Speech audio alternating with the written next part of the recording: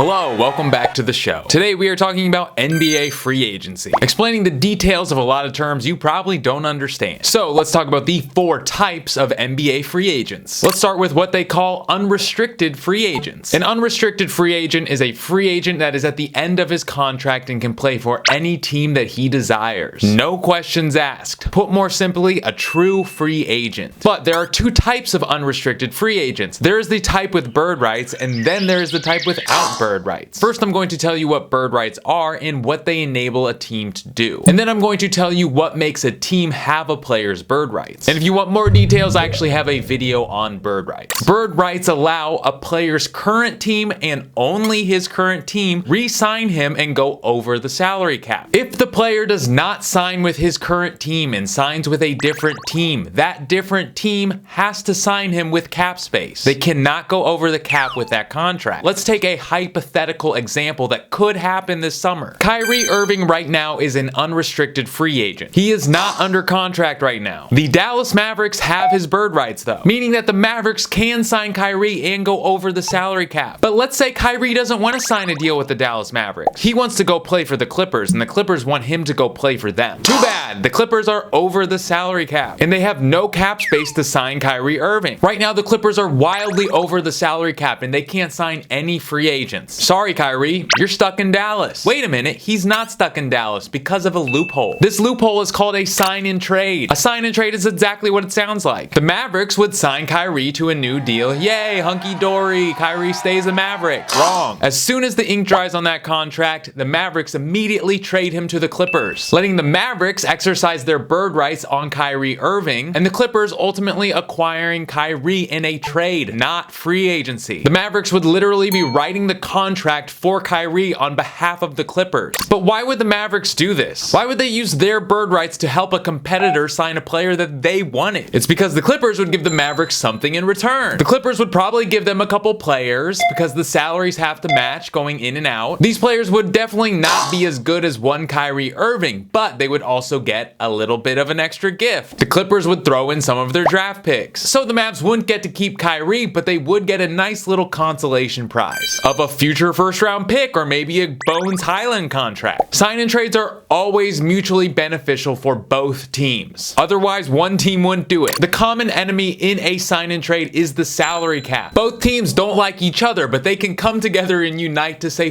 you to the salary cap. So how does a player have bird rights? It is very simple. A player has bird rights if he's been under the same contract for 3 years. Whatever team he's on at the end of those 3 years has his bird rights. So an unrestricted free agent this summer that does not have bird rights is Russell Westbrook. Russ was bought out by the Utah Jazz and he became a free agent. That made that 3-year clock reset. So if a team wants to sign Russ now, they have to use cap space, leaving very limited money for Russ to sign a contract with any team, especially a championship contender, because most of those teams have no cap space. Their pockets are empty from spending money on players that are good. So those are the 2 types of unrestricted free agents. So what is a restricted free agent? This is a player whose rookie contract just ended. This is the only situation that I know of when a player becomes a restricted free agent. If you know of another situation, please leave a comment. I would love to know. So the restricted free agents this season are the guys that were drafted in 2019. Let's take the example of Rui Hachimura. Rui just finished his rookie contract at the Los Angeles Lakers. So any team can make an offer to Rui and the Lakers can match that offer and sign him. So let's say that the Nets offer Rui $80 million for 4 years. The Lakers can say, we can make that offer too, and then Rui has to sign with the Lakers. He can't sign with the Nets. Basically, all the Nets would have done was set the price for Rui. The reason this exists is to make sure that a team can draft a player and that he doesn't bail right after his rookie contract. And it also makes sure that the player is paid market value if he does stay on that team. This year, Rui Hachimura, Cameron Johnson, Kobe White, and Cam Reddish are all restricted free agents. It's all players who are part of the 2019 draft whose teams didn't like them enough to extend them last summer. That's why Zion, RJ, and Ja are not on this list. If they were good enough, their team would have made them an offer to extend their contract before their rookie contract ended. The next type of free agent we have is a player option, which again, exactly what it sounds like. The player can either play 1 more year on that contract or they can turn it down and sign a new deal with their current team or a different team. It's the summer of 2023 and James Harden has a player option with the 76ers that right now he's trying to decide if he wants to pick it up or not. But more than likely, James Harden is going to turn down this player option because he wants to sign a new contract for longer. He wants to stretch out his career because he's getting toward the end of it. He's either going to sign that contract with his current team, the 76ers, who have his bird rights and can go over the salary cap, or he can go back home to Houston, who has to sign him with cap space, but they definitely have the cap space to sign him. More than likely, James Harden is going to the highest bidder, doesn't give a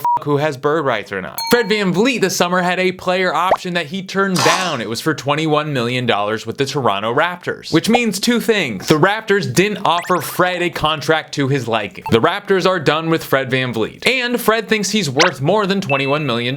Chances are Fred is going to sign a contract for more than $21 million a year, and it will be a 4-year deal. I think it's a time for a fresh start for both parties. Let's be real. Let's go back in time to last year with a player that did pick up his player option, Kyrie Irving. Kyrie had a player option last summer with the Brooklyn Nets. We all know Kyrie did not want to be in Brooklyn, so I'm sure he wanted to opt out of that year and sign a new contract. He wanted a 4-year deal with max money. No team wanted to offer Kyrie a 4-year deal with max money for obvious reasons. So Kyrie had to come back to the Nets with his tail between his legs and say, yeah, I'll take my last year because it's worth a ton of money and no one's giving me any money. It was the only option that Kyrie had. The last type of free agent is the team option, which means the team gets to decide if they want to keep the player for an extra year. Team options suck for the player for two reasons. The team can kick you to the curb and say, hey, we're not picking you up. You're a free agent. Good luck out there. But if you are overperforming and obviously they're going to want to pick up that team option, you have to stay with that team. Even if you became a free agent, you'd get a ton of money from another team. The players that are on team options this year are Derrick Rose, Malik Beasley, and Alec Burks. This is the type of player that finds themselves signing contracts with team options. The players that are fighting for a spot on the roster end up getting team options because the team has the leverage, while superstars are the ones getting the player option because they have control. All right, well, that is a synopsis of free agency. I know it's really confusing. It's very hard to explain. I got a couple other videos that if you want to learn more about it, because it sucks. It's so complicated that I don't even understand it entirely. But